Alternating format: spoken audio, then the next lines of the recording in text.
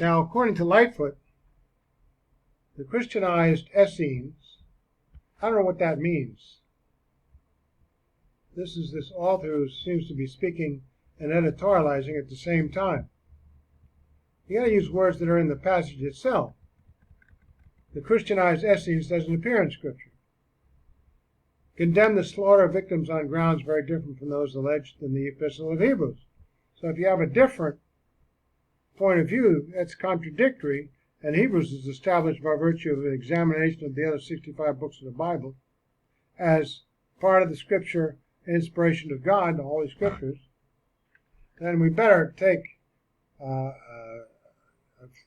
example against what Lightfoot says is the Christianized Essennes in the books written by the Christian Essenes, so-called. Not because they've been superseded by the Atonement, but because they are in the very nature repulsive to God. Not because, well, how do you know? This is a statement of guess that the Essenes were appalled, and because they thought that the very nature of slaughtering animals for eating is repulsive to God. Well, then why would God do something he thought was repulsive? That puts God in a pretty bad light. Not because they had ceased to be right, but because they were never right from the beginning. Well, the problem with that is, we know that in the Garden of Eden, they sinned. That's not right with God. He permitted that. And they were incapable of being faithful or not. And everything changed. It's regrettable that man sinned. And God acted as if this was a temporary condition and to reflect the fact that men were sinners, and the world around, the animals, the plants, the fish, and so on, reflected that. Other early Christian historical documents observed that many influential Christians, so-called, during the formative centuries of Christianity were vegetarian, and many were not, though certainly not all, right? Did you make a count? Do you have an authority to go to? No, you're just saying stuff. Authorities, other Christian historical documents.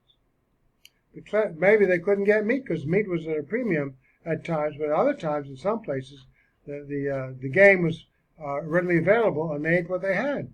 Clementine, Homilies, a 2nd century work purportedly based on the teachings of the Apostle Peter, purportedly, where? States, the unnatural eating of flesh meats is as polluting as the heathen worship of devils. That didn't come from Peter, I can tell that. With its sacrifices and its impure feasts. Though participation in it, a man becomes a fellow eater with devils.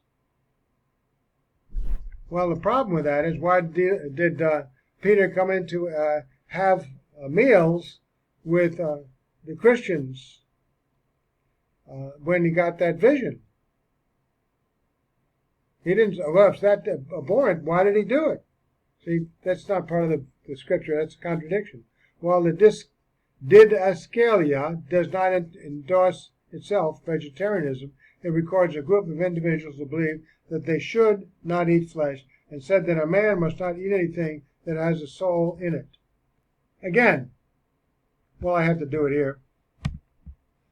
Where does any of this come from the Bible?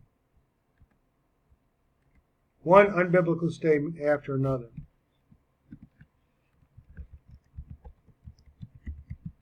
This come from the Bible. Do animals have human-like souls? Chapter and verse, please. I don't have a scientific opinion on this. I haven't done experimentation with all kinds of animals, especially apes, I suppose, or dolphins. But how do you know their soul is like man's? We have the image of God in our souls. Do animals and plants? See, they're drawing that conclusion where it's not biblical. And then you take a step further, don't even listen after that. Although early Christian vegetarianism appears to have been downplayed in favor of more modern Christian culture, well, because God changed it. Mosaic law, 2,000 years of it. And now we have freedom to eat what you want. Paul says. Meat, vegetables, whatever. And don't offend the guy when you go over to his house and have food and make a big thing about, I don't eat meat and you guys eat meat and you're bad. The practice of vegetarianism appears to have been very widespread in early Christianity. Chapter and verse, please. You know, testimonies, people are not even Christian are commenting on things and they don't know what they're talking about. They'd like to favor with something with a political, maybe the guy owned a farm of cows or something. Chapter and verse. Both in the leadership and also among the laity. Origen's work Contra Celsum quotes Celsus, commenting vegetarian practices among Christians he had contact with. So, although not vegetarian himself, and vehemently against the idea that Christians must be vegetarians, Augustine nevertheless wrote that the Christians who abstain from both from flesh and from wine are without number. And I read some stuff about Augustine. He says one thing and he turns around and seems to contradict himself elsewise. Was Augustine a believer? Chapter and verse from his writings, please.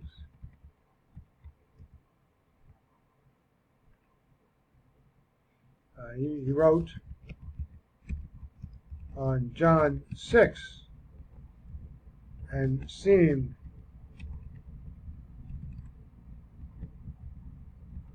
to have gospel. No, it was not conclusive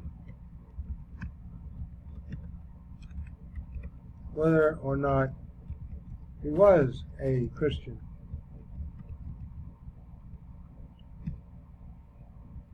Churches and movements.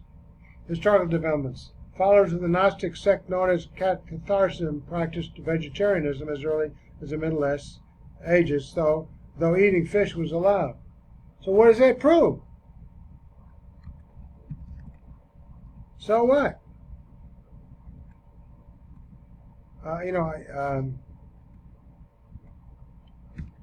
So what?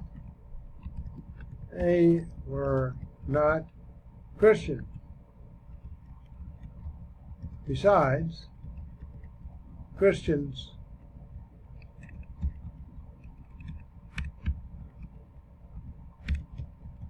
were not banned from eating meat.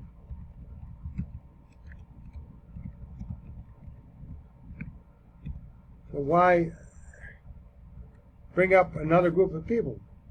You could say millions and millions of non-Christians throughout history were vegetarians, and many omnivores, I think, and many meat eaters. So, greater numbers do not prove out which God has declared proper. No. What God has commanded.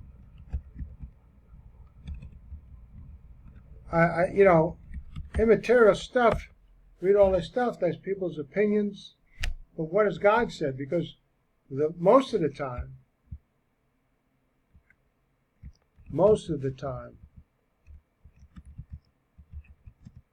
people who, as believers, faithfully follow the doctrines of the faith, including what to eat in the church age and other ages, are numbered as a remnant, very small portion of the population.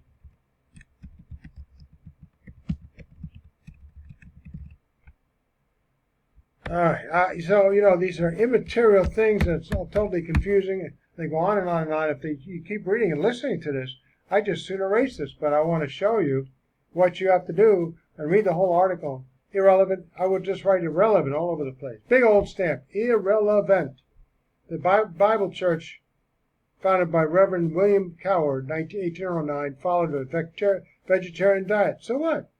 Coward was one of the philosophical forerunners of the Vegetarian Society. So what? He's a Christian.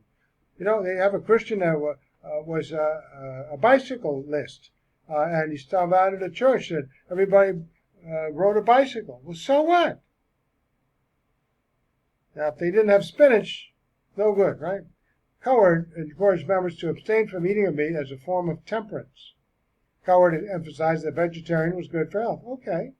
Whilst eating meat was unnatural and likely to cause aggression. Where's the proof of that?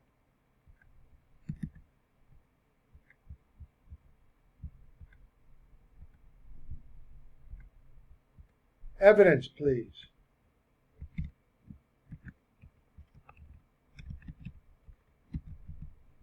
You might as well get it from the Bible. Chapter and verse.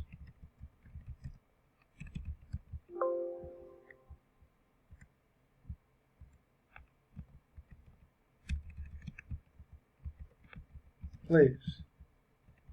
This stuff is just boring to read because it's so far off the topic, and it introduces many other topics. Later, it is reputed to have said, if God had meant us to eat meat, then it would have come to us in edible form, as is the ripened fruit.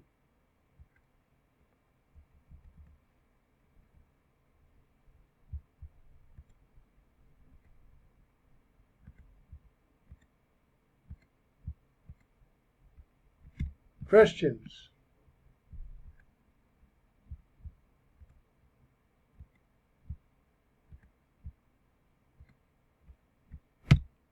Christian. Oh, come on, man. Jeez. I'll just change it all. Christians.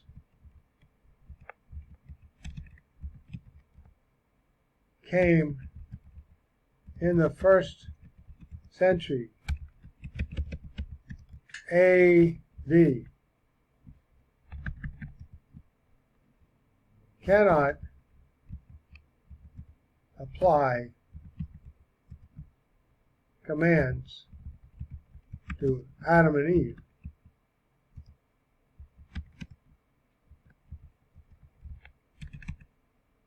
In the garden, and then out of the garden, then to Noah, then to Moses,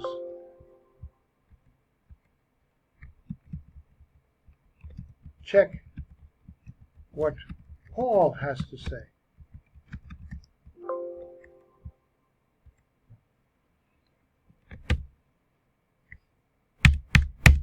Wow. I don't want to even cite this. This is so obvious. They need to stop drawing conclusions. It's almost like they hate reading the Bible, but it's respected, so they quote the Bible. But then they add their own thing to it. And there we go. Seventh-day Adventist presents a health message recommending vegetarianism and expects abstinence from pork, shellfish, and other foods prescribed as unclean